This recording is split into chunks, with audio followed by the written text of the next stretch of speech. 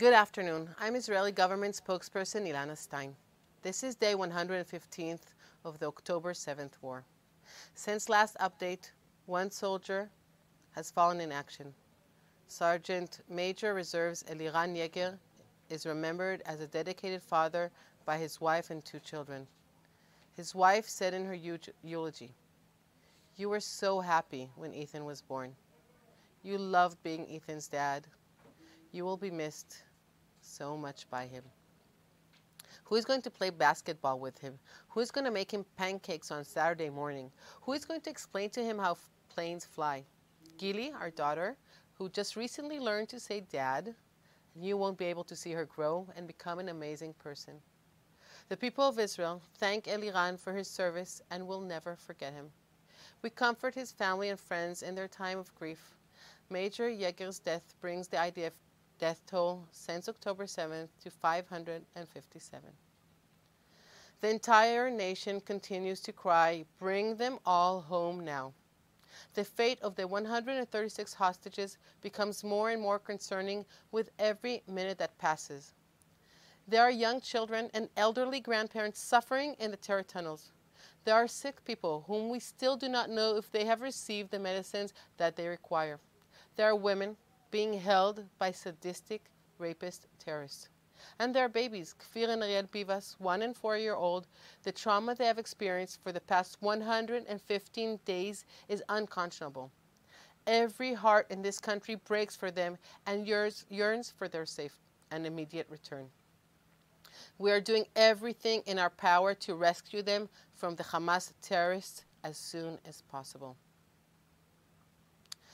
Yesterday, talks concluded at the Intelligence Summit in Europe, attended by Israeli, U.S., Qatari, and Egyptian officials. The meeting was defined as constructive. However, there are still significant gaps in the sides will continue to discuss at additional meetings to be held this week. A terrorist carried out a ramming attack in Haifa, after which he attempted to attack IDF soldiers with an axe. The terrorist was neutralized. Shortly afterwards, a terrorist attempted to stab IDF soldiers guarding a military post near Tekoa. That terrorist was also neutralized. This week, it was brought to light that 12 UNRWA employees were involved in the October 7 massacre. 300 praised it, and there are reports that 2 Israeli hostages are being held by UNRWA employees in Gaza. There are more UNRWA workers who will be exposed following thorough investigations, we are sure.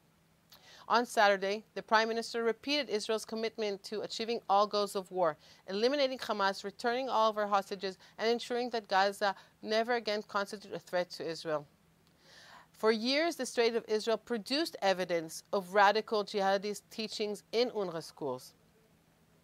The State of Israel applauds the increasing numbers of nations who have suspended their UNRWA fundings, including the United States, Germany, Great Britain, the Netherlands, Australia, Italy, Finland, Austria, France, Japan, and others.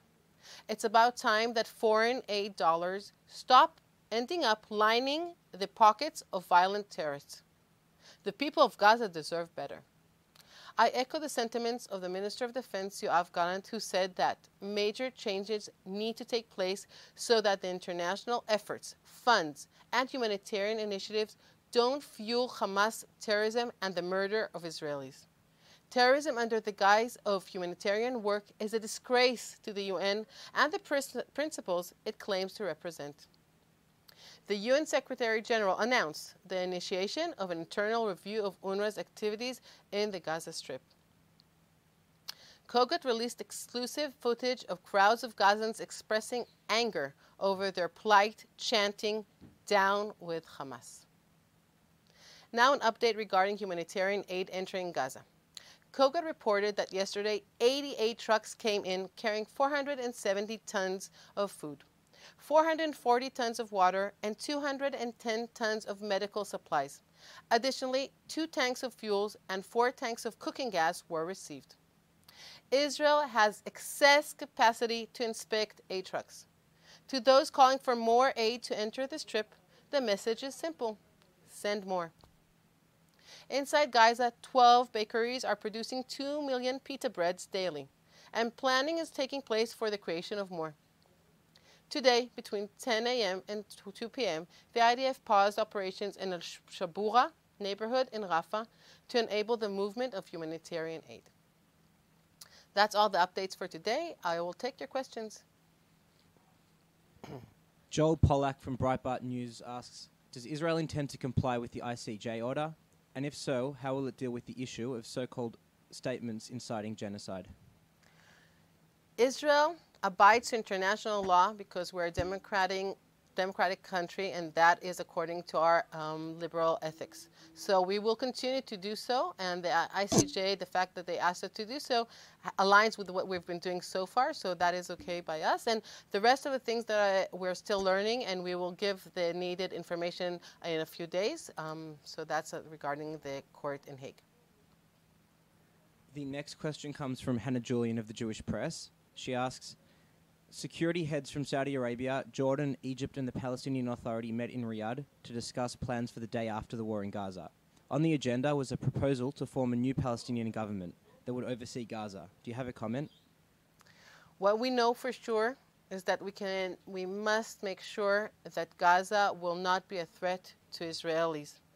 And that means that we need to make sure that they have all the powers to rule themselves, but none of the power to impose a threat and be able to murder Israelis. These are the things that we have to make sure that happens in the day after. So that is all the questions for today. We'll see you tomorrow in our next briefing. Thank you.